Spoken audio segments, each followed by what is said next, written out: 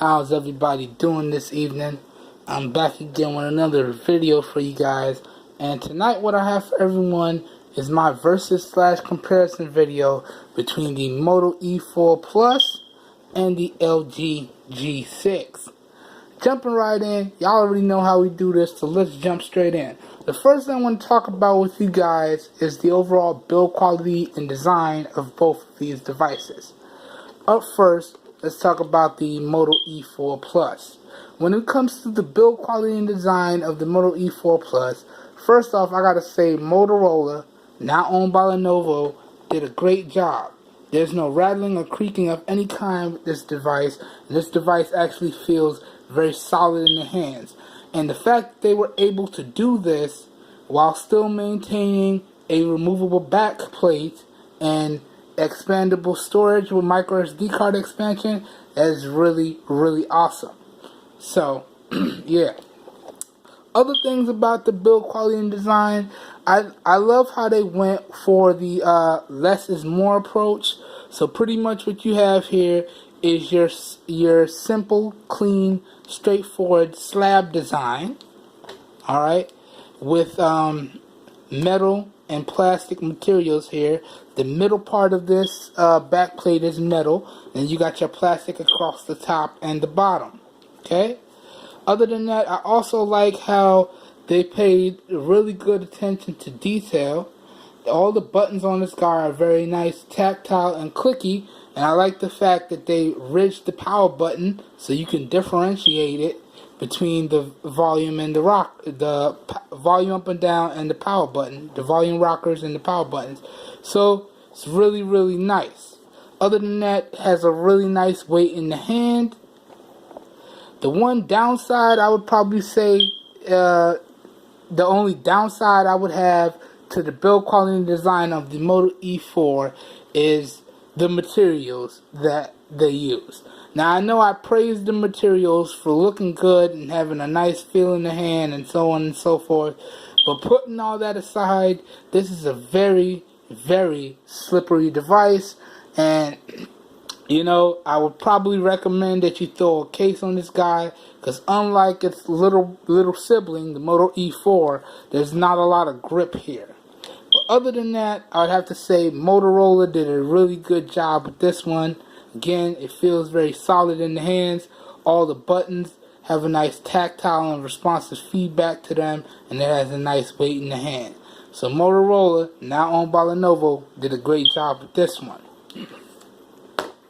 Okay, up next, now let's talk about the build quality and design of the LG G6 here. So this is drastically different than the build quality and design of the Moto E4 Plus. What we have here is a more flagship style design. So you got your glass on the back and the front with your metal frame going around the device here. And I gotta say, this guy feels really good in the hands.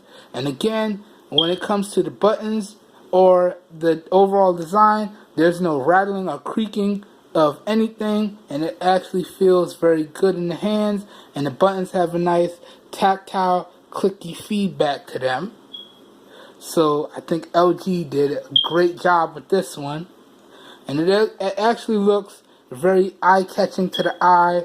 The dual camera setup here, it makes it look strange, but it draws a lot of attention out in public. So they did a good job with the design on this one, and also with the build quality as well.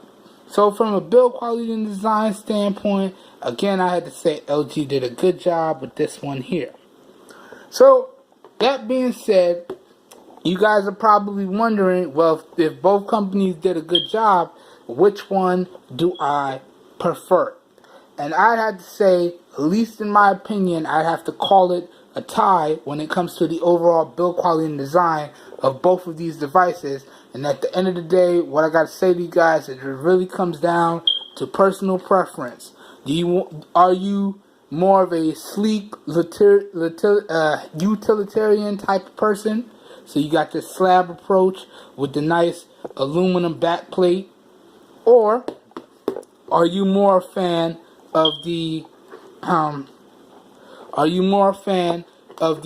glass and metal designs with the metal frame. It really comes down to personal preference.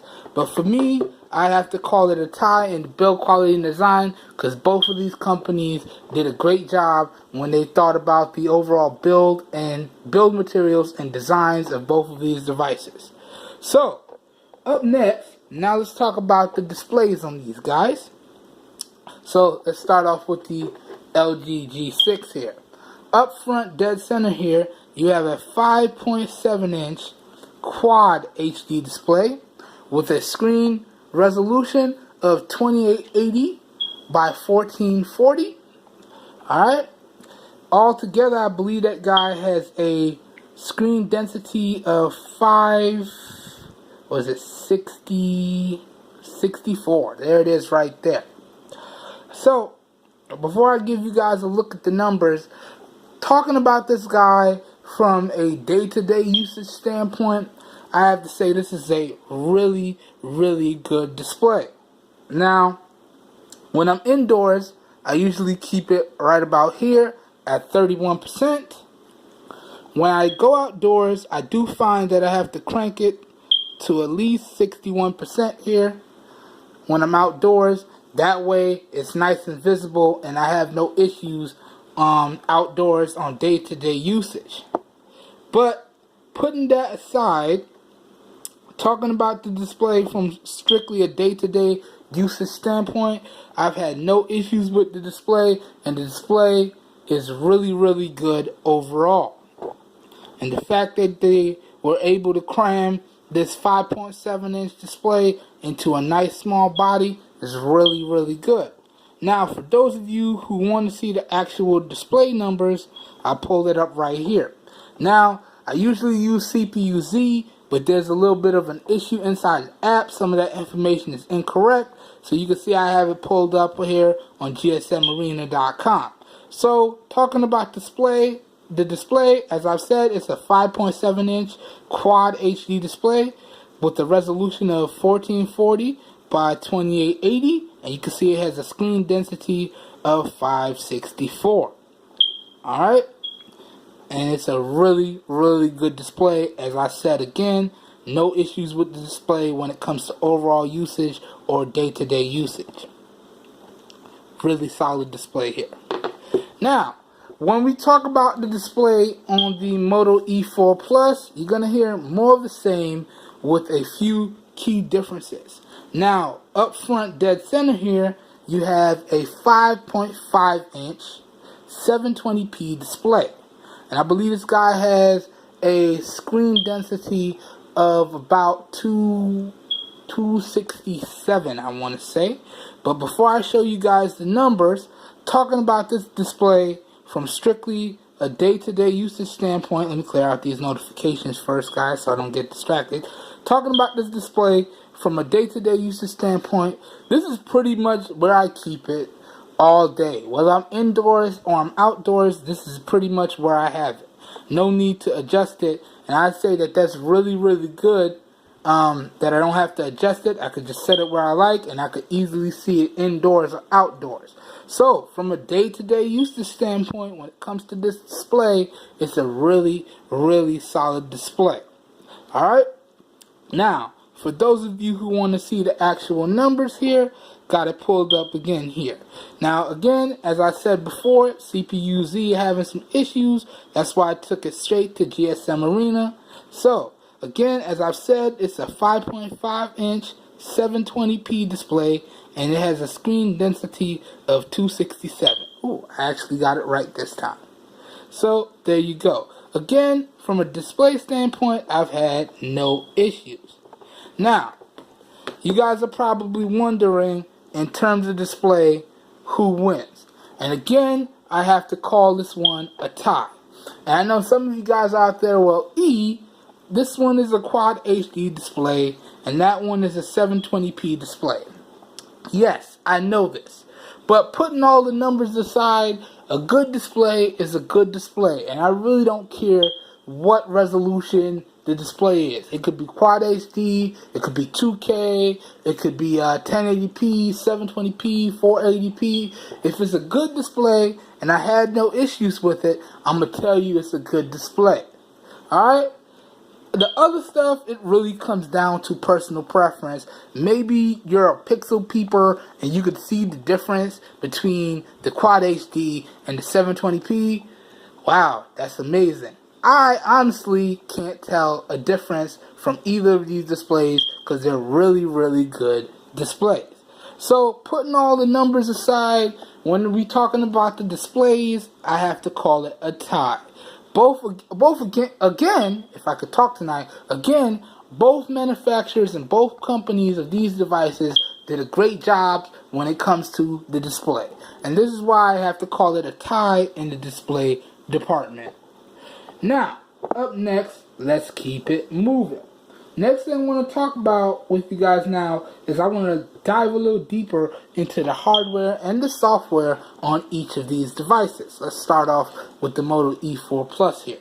Now, hardware-wise, this guy is packing a 13 megapixel camera in the rear with LED flash, and that camera is capable of recording 1080p at 30 frames a second, 720p at 30 frames a second, and 480p at 30 frames a second.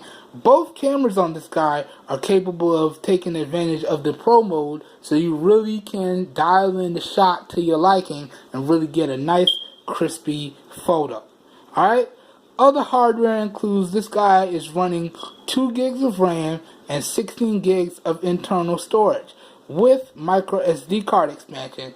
And side note, the storage on this guy, it does take advantage of adaptable storage. So what does that mean? You can make your SD card internal storage on this device. Other hardware includes this guy has a 5,000 milliamp hour non-user replaceable battery. Okay? Moving on. Up front here, as I've said, we have a 5.5 inch 720p display. Then we have a 5 megapixel camera, which is again capable of doing all the things that I said the rear can do. So you can do 1080p 30, 720p 30, and 480p 30, and you can take advantage of Pro mode, so you could dial in a nice crispy photo if you would like, but you know your boy just keep it on auto all day. Then you have front facing flash, and you have your built-in front firing receiver slash speaker, because this receiver also doubles as your front firing speaker. Across the bottom here we have a capacitive fingerprint sensor, and I gotta tell you guys, this fingerprint sensor is really, really good, and I've had no issues with the fingerprint sensor on this guy, no issues whatsoever. More internals, this guy is running a Qualcomm Snapdragon 427 quad-core processor, and an Adreno, I believe it's 308 GPU. Okay? Talking about the software on this guy is running a pretty much stock version of Android 7.1.1 Nougat with Motorola's custom features thrown in, but as you guys can see, it's pretty much an unmolested Android skin here, and I like that. I like the fact that Motorola didn't go out of their way to heavily skin the device. They just figured, Google's formula ain't broken. We ain't gonna tinker with it. We just gonna take what's already good, throw in some nice usable features, and keep it pushing.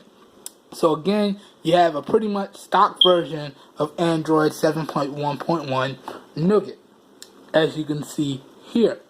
Other than that, when I say that Motorola has thrown in a few custom features, they threw in a few, whoops, didn't push that one, sorry guys.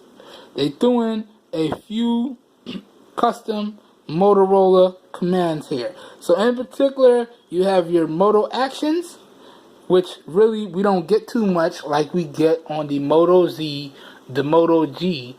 We don't get too much when it comes to the Moto E. In particular, they just have the one button nav. So pretty much what that does is it gives you the ability to make the fingerprint sensor the navigating tool of the device. So you swipe this way I think it's left to go back. You swipe right to bring up recent apps. You tap it one time to go home. You tap and hold short press to turn the display off. You tap and hold again to turn the display back on. Sorry about that notification, guys. And then swipe that away. You tap and hold a little bit longer to bring up Google Now. So it's a really, really neat feature. And once you get used to it, you're going to be wondering why no other OEM manufacturers or big OEM manufacturers thought of this useful feature in the first place. Now, in the interest of speed though, and the fact that I don't want to have any mispresses, I'm going to go ahead and bring back the on-screen buttons. So, if you're a fan of the on-screen buttons, then you have it here. If you want to have a little bit of extra screen real estate and you don't mind learning how to use the one-button nav, then you can go ahead and turn on one-button nav and navigate through the device using the fingerprint sensor. Okay? Other features include you have the shrink the screen gesture. So if you think 5.5 inches is a little bit too big, you have a gesture in there which lets you shrink the screen to make it more one-handed or user-friendly. And then we have our Moto display, which is what I'm sure you guys have seen throughout this video, where once the device senses movement and is turned off, the display lights up and you can interact with your notifications. Other things, we also have a built-in blue light filter on this guy, which is what they call night display. You can also tweak that to your likings and set it so it comes on at custom times as you would like. Comes on and goes off at custom times as you would like. So other than that, there's no real features in this guy. Again, you just have your stock Android 7.1.1 Nougat with all of those features. So you got split screen. You can use your recent apps button to swap between your two most recently used apps, as well as go split screen style on it here. And let's see, find another one that supports split screen. So this allows you to use two apps at the same time simultaneously.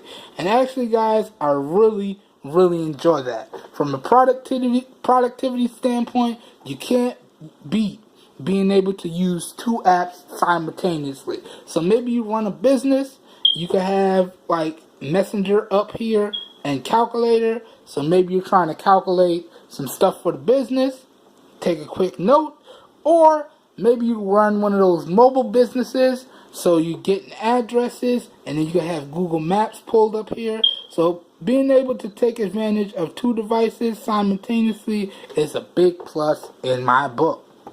Other than that, there's no real software features, and again, it's pretty much stock 7.1.1 Nougat. And really, from a performance standpoint, I gotta tell you guys, I've had no issues with the software, no issues whatsoever. Aside from three things. I did have an issue with the device not recognizing my micro SD card properly. All I really had to do to fix that was wipe factory reset the micro SD card and restart the device, and then format the micro SD card again, and I had no issues. Okay? Another thing is that with a bunch of apps open in the background, you will get the occasional app slowdown. Alright?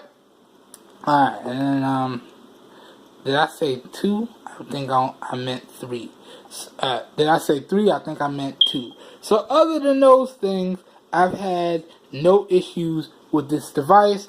And you guys know, the reason why you see the 2 icons there is because I am currently still having a notification issue, but I did find a way around that by turning on the Chrome notifications. So now I have a Chrome notification and a YouTube notification. Had to do it that way so I don't miss out on any YouTube related activities, questions, so on and so forth. So that's all that really is there, guys. So if some of you guys are wondering, oh, he fixed it. No, I didn't really fix it. I just found a way around it. But again, jumping back on task, the hardware and software on the Moto E4 Plus is really, really good. And aside from those two issues with the occasional app slowdown and the fact that this guy has some issues recognizing my microSD card when I first installed it, didn't have any other issues here. Alright, now let's talk about the hardware and software on the LG G6. Now, hardware-wise, this guy is running 4 gigs of RAM with 32 gigs of internal storage and micro SD card expansion, but you cannot use the micro SD card expansion here as adaptable storage. You can only use it as portable storage. So you can only store your photos and videos on this guy and some apps, but not all apps. So that's a downside, but I do have to point it out. Other internals include, as I've said, this guy has 32 gigs of onboard storage with micro SD card expansion. It has a 3300 milliamp hour battery. It has dual rear firing 13 megapixel cameras. You have one wide angle lens, and then you have one standard primary lens. Okay? Both of these cameras are capable of recording 4K at 30 frames a second, 1080p at 60 frames a second, 1080p at 30 frames a second, 720p at 60 frames a second, 720p at 30 frames a second, and 480p resolution. Both of these guys can also record 720p slow motion video at 120 frames a second. Then you have your LED flash and your rear mounted fingerprint sensor. Now I gotta tell you guys, in terms of the fingerprint sensor on this guy is really, really good, and I've had no issues with this device. Aside from the fact that my previous G6, I had to return that and get a new one because the fingerprint sensor on this guy randomly decided to stop working one day. But so far so good with the new G6, and I've had no issues with the fingerprint sensor on the new G6, and it's actually really, really good. Alright, jumping to the front of the device. Again, we have a 5.7 inch quad HD display. Again, with the screen resolution of 1440p by 2880p. Alright, other things, we have a front-facing 5 megapixel camera up top here. This guy is capable of recording 1080p videos at 30 frames a second, 720p videos at 60 frames a second, and 720p videos at 30 frames a second. So no slow motion with the front facing camera, and no 1080p 60 or 4K with the front facing camera. Side note, you can only take advantage of Pro mode in the cameras with the two rear firing 13 megapixel cameras. You cannot take advantage of Pro mode with the front firing 5 megapixel camera. So it's a bummer there, but I did have to point it out. Okay? Alright, and then you have your built-in receiver up top here, and down on the bottom you got your speaker and your USB Type-C port.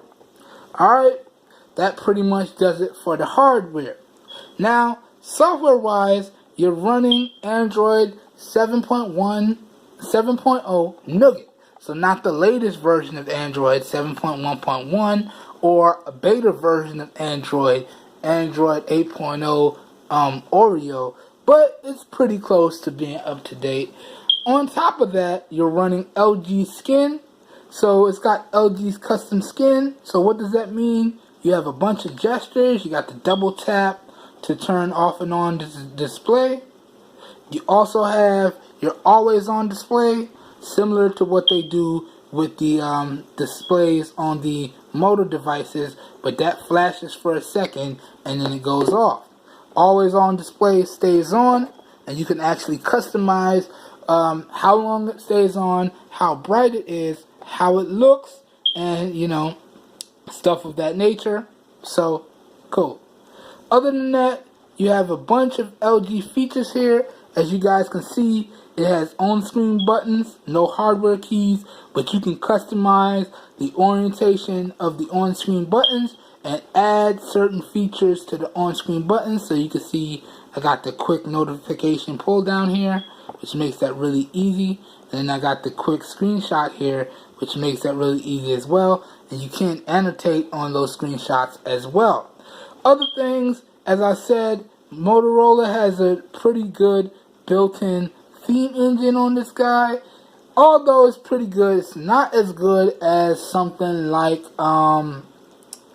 your OnePlus 5 or the Samsung theme engine, but it's actually pretty good putting those aside.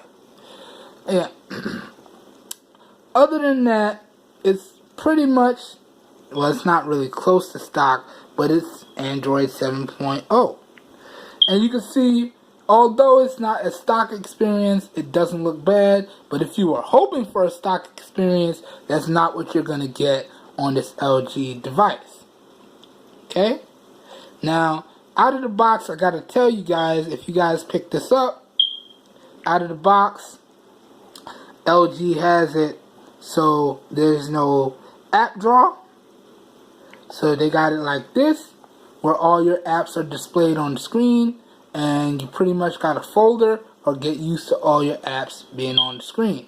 But you can fix that by going into the settings, going into home screen, going into select home, and then you got your easy home, which makes the icons bigger and a little bit easier to navigate through.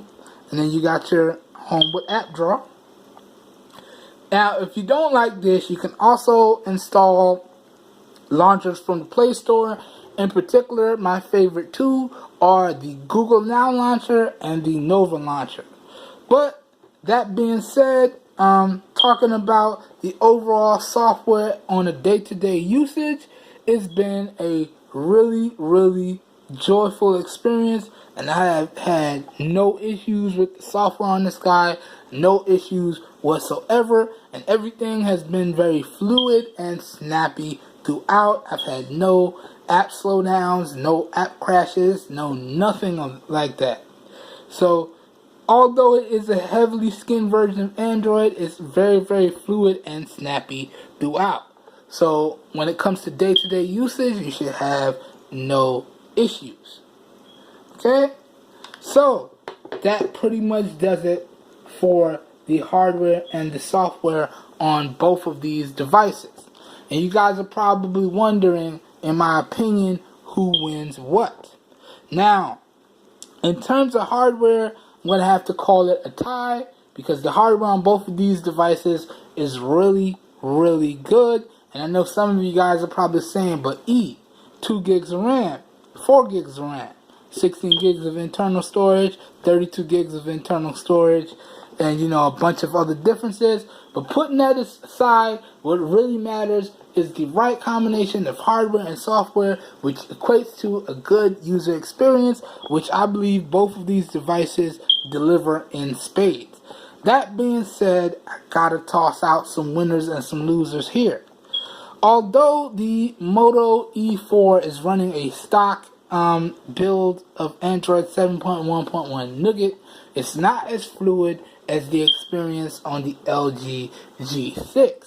That being said, the LG G6 does lose some points because it's not a stock experience. There's actually a bunch of features in here, a bunch of hoops to jump through, whereas the clean Android experience is more easy to use and more user friendly. So they kind of go back and forth. So the software goes back and forth, and the hardware is a tie. Really, again, it comes down to personal preference and what you think you're going to take advantage of on both of these devices. Oh, I almost forgot one very important hardware feature on both of these. The LG G6 is IP68 water and dust resistant. So what does that mean? You can fully submerge this guy in up to 1 meter of water for 30 minutes. It also has built-in wireless charging and fast charging via Qualcomm Quick Charge 3.0. Okay? Now, the Moto E4 Plus here has a splash-resistant nano coating in this guy. It doesn't have wireless charging, but it does have rapid charging via Motorola's rapid charging brick. Not turbocharging, but rapid charging. So I did want to point that out as well. But really, putting all that stuff aside, I'm going to have to call the hardware tie, as I've said, and the software pretty much goes back and forth. Where what you gain in features, you lose in overall ease of use with the stock experience. So it really comes down to personal preference on the software, and the hardware is a tie. Okay? Now, let's keep it moving. Up next now, I just want to talk to you guys about the Wi-Fi in both of these devices. And keep in mind, guys, if at any point you're looking for more information on either of these devices, please check out the links to the full reviews on both of these guys, which will be linked down below. Now, when we talk about the Wi-Fi on these guys, it's pretty much a toss-up. Across the board on both of these, we have Wi-Fi 802.11, BGNN, and AC. No dual band on this guy on the Moto E4 Plus here, but it does have support for the 2.4 gigahertz band and the 5 gigahertz band. Whereas the G6 has 802 Wi-Fi 802.11 AC and dual band Wi-Fi support. But what does that mean? Absolutely nothing. All it means is, again, from a user standpoint, you could take advantage of the 2.4 gigahertz band and the 5 gigahertz band wherever applicable. If you have a home internet service that has a decent router and supports those two different bands, you could take advantage of that. Or maybe if you have a decent internet setup at work, you could take advantage of that as well. Now, in terms of Wi-Fi, guys, I would have to say it's a tie. Both of these guys work without issue on day-to-day performance when we talk about the Wi-Fi. But that being said, I know y'all want to see an actual demonstration, so what I'm going to do here is I'm going to pull up a YouTube video, and this will also double as a speaker test. So we're going to go ahead and max out the volume. Okay, pull this YouTube video up, and we're going to let both of these play, and I'm going to scrub through the video a little bit so y'all can see how the Wi-Fi performs. And you can also get a sample of how the speakers sound. So let me pull it up over here. Okay. Make sure they're the same. Max out the volume. Okay. And we're going to start with the Moto E4 Plus. So enjoy, guys. Okay.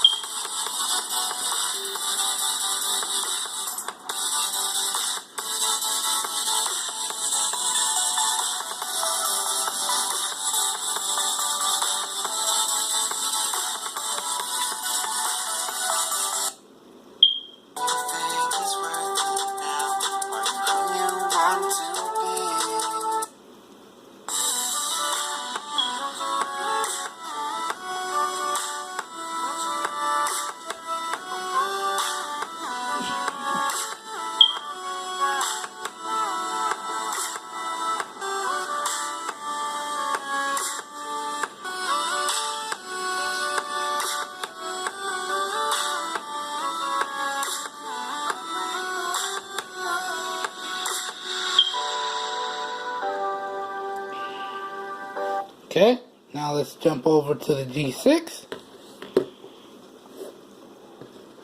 Same song, 100% volume. Here we go.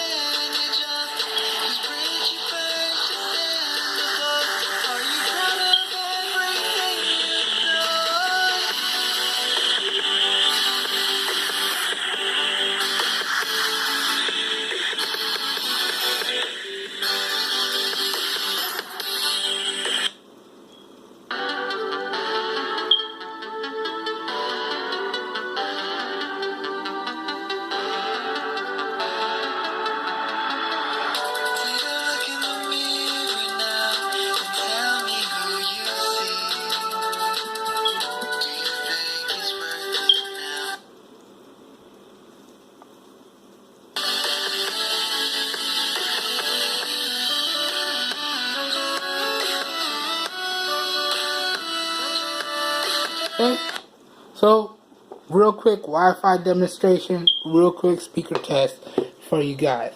Now, in my opinion, in terms of the speakers, in terms of overall clarity and crispness, I have to give it a tie. But in terms of overall volume, I have to say the G6 wins. In my opinion, it just gets a tad bit louder in my opinion. But that being said, in terms of overall placement, I have to give the W to the Moto E4 Plus. Nothing beats a front-firing speaker. This is a lot harder to muffle, and you don't have to, practice your hand gymnastics or your hand cupping skills to get the sound to come towards you in the way you would like. So, the Moto E4 Plus wins in placement. They're both very crisp and loud, but in my opinion, the G6 gets a touch louder. Now, in terms of Wi-Fi, again, I'd call it a tie. They both perform pretty much the same in terms of day-to-day usage with overall Wi-Fi performance. Alright, now let's keep it moving. Up next, what I want to talk to you guys about now is the overall LTE band support on both of these guys. So let me go ahead and pull it up. And pull it up. Alright. Now, in terms of overall band support, both of these devices do a great job. Let me zoom in a little bit here so you guys can see. Too much. There we go. Now, in terms of band support for the Moto E4 Plus, this guy is actually marketed as being able to work across all major carriers on the United States and all in the United States. I said on the United States. In the United States and all GSM carriers abroad, with one little caveat. This guy does work on all the GSM carriers and Verizon, but I did run into issues getting it to work on Sprint. So it is what it is there. Although they market it as being able to work on everybody, I did run into some issues getting this guy to work on Sprint. So there you go. The LG G6 is somewhat of a different story here. So you can see these are all the general bands, but unless you buy a carrier unlocked version or an international version, you're pretty much going to be at the discretion of the carriers. So what does that mean? Different carrier models will have different band support. So you can see all the different carrier models there. Focused. Yeah, there you go. So it's kind of a toss-up unless you get the international unlocked model, which has all of these general bands in there. Let me let that focus. There you go. Okay. So in overall band support and plug and play usability, I have to give it to the Moto E4 Plus. Alright? You're just gonna have less issues and you're not gonna have to worry about carrier support with this guy. It's much more a plug and play experience, whereas you're gonna be pretty much having to choose which carrier you want to be on in order to make sure you have support. Or you're going to have to go with the international unlocked model, which 9 times out of 10 doesn't come with warranty. And warranty is important for LG devices. Trust me. If you don't believe me, check out some of the past LG devices that I've reviewed on the channel. So trust me, you're going to want that warranty. But that pretty much does it for the overall LTE band support on these guys. I have to get a W to the Moto E4 Plus. Again, even though it doesn't work on Sprint. Okay? Alright, now let's keep it moving. Up next, what I want to do now is talk to you guys about the GPSs in both of these guys. GPS wise, you're pretty much not going to have any issues with either device. Oh, I skipped one. Bluetooth. Let's talk about the Bluetooth first before we talk about the GPS.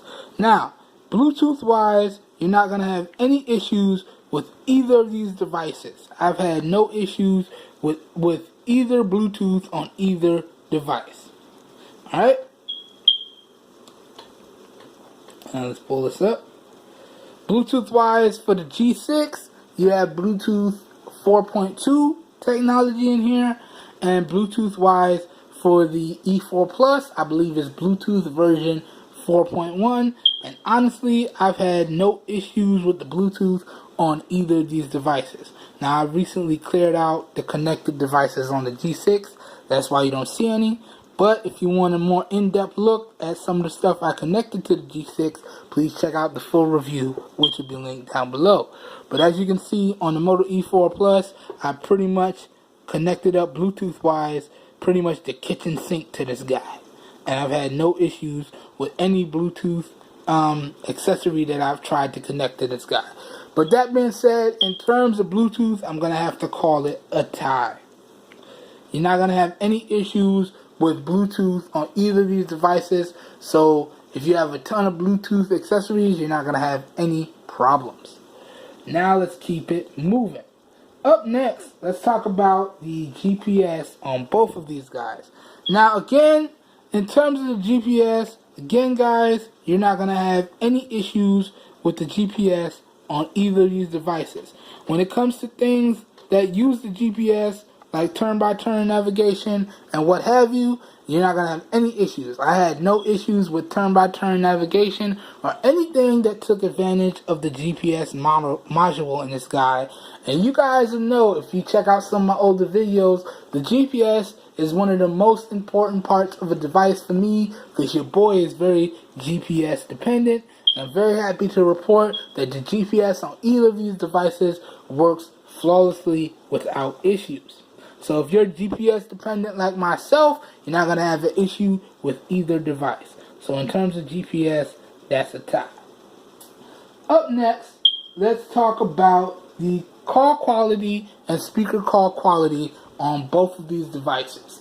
And again, this is where I would say it's a tie across the board yet again. Now, you guys know T-Mobile is my main carrier, and you can see the T-Mobile right there in the bottom. And so I've used both of these guys on T-Mobile, and I gotta tell you guys, when I had reception and proper signal strength, I had no issues. No issues with calls via the built-in receivers on either of these devices. Callers said I was very loud, crisp, and clear, and I had no issues throughout. Same could be said of the speaker calls, with one exception. I found that on both of these devices, I just wanted them to get a tad bit louder. But other than that, it was very crisp, clear, and loud, but I do wish that both of them could have got a tad bit louder. But it is what it is. Now, moving on, let's talk about the cameras on these guys and the camera interfaces. Now, in the interest of speed, I'm just going to talk about how I feel about the camera interfaces and how I feel about the photo and video quality overall.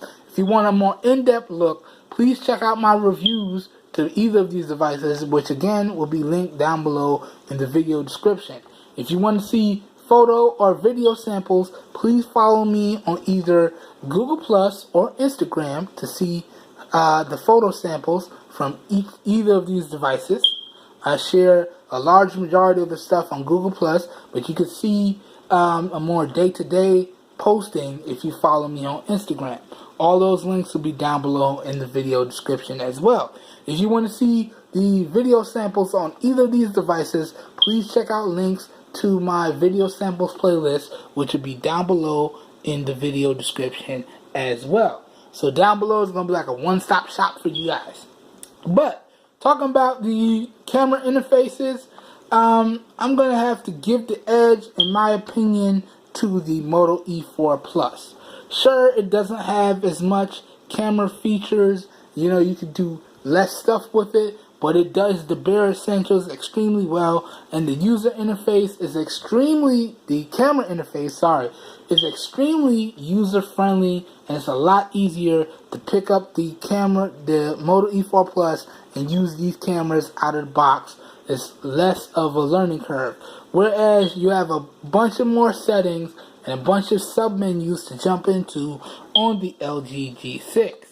So, in terms of camera interfaces, I'm going to have to give it to the Moto E4 Plus. Alright. But, that being said, when we talk about photos and videos overall, I have to call it a tie. Keep in mind, this whole video is based on my opinion. Everybody's opinions are different. These are just mine. Now, sure, you guys are probably saying, but the G6 has the higher quality cameras. It has the wide angle lens. Putting all that stuff aside, going photo for photo and video for video, as long as you have a decent amount of lighting on your subject, each of these devices, or both of these devices, are going to take some really good videos and some really good photos. And that's why I said, in my opinion, I would call it a tie when it comes to the cameras. Now, if you do want to give one-ups, you do get a lot more features in the G6 than you get on the E4 Plus.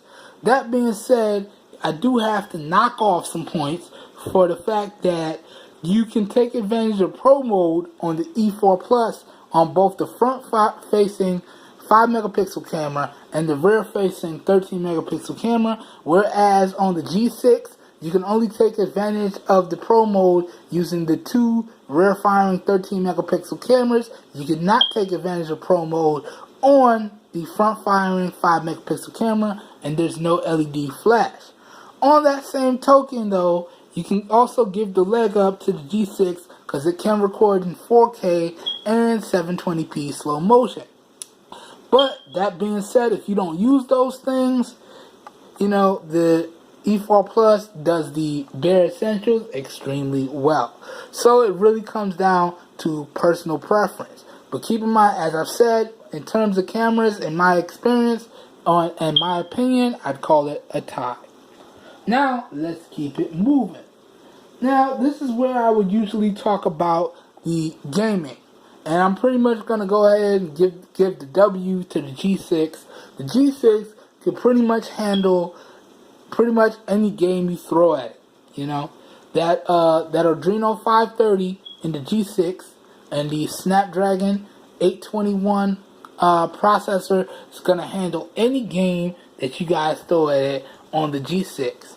Whereas the Snapdragon 427 processor and the Adreno 308 GPU are pretty much only going to be able to handle light games on the Moto E4 Plus. If you're doing something a little bit more graphic intensive, like Modern Combat or Nova 3 or Future Fight, stuff of that nature, you're going to notice a lot of hiccups and stutters. But if you stick to casual games like Fruit Ninja, Subway Surfers, and even Asphalt 8, you should notice no issues. Whereas the G6 could pretty much handle anything you throw at it. Now let's keep it moving. Now this is where we talk about the benchmarks, and yes, I'm just gonna have to go ahead and give the W to the G6 again. The Snapdragon 821 processor beats the Snapdragon 427 processor hands down. So it's like no contest. But keep in mind, guys, benchmarks at the end of the day are just raw numbers and they mean absolutely nothing. What really matters is the overall combination of hardware and software, which equates to an overall fluid, smooth, and good user experience, again, which both of these devices deliver in spades. But talking about raw performance benchmarks, I do have to give the W to the G6. Keep in mind, if you do want to see the raw performance numbers for the benchmarks, please check out the full reviews, which will be linked down below in the video description. Now let's keep it moving. Up next, I just want to talk about the overall battery life and the charge times on both of these devices. Now, keep in mind, this is just going to briefly scratch the surface and give you some of my opinions, For a more in-depth look, please check out the full reviews. Now let's start with the G6 here. Talking about the overall battery life on the G6, I found that I was easily able to get anywhere between 5 and 9 hours of screen on time with regular usage. Keep in mind it depends on what you do and how you use your device. And guys, I am a very heavy user. Okay.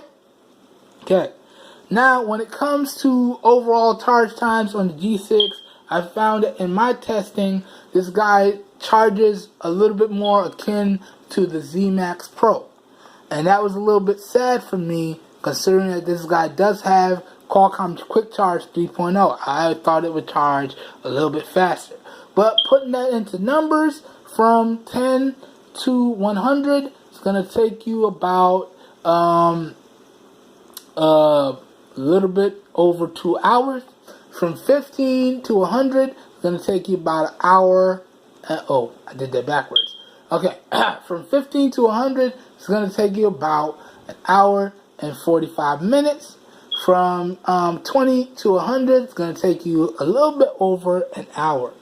Okay, keep in mind, you guys' results may vary because we all use our devices differently and we all plug in our devices at different times. So you guys' results may vary, and these were just my particular results. If you are interested in seeing screen on times or charging numbers, please check out my full review of the G6, again, which will be linked down below. Next, moving on to the Moto E4 Plus. Fasten your seatbelts, guys, because this one's a savage.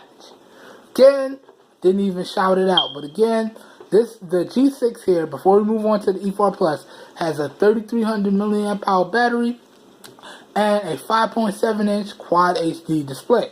Now, I point that out because those are two factors which affect the battery life. That and your usage will determine the type of battery life you're going to get. So I wanted to point that out before I forgot. Now, jumping back over to the E4 Plus, this guy has a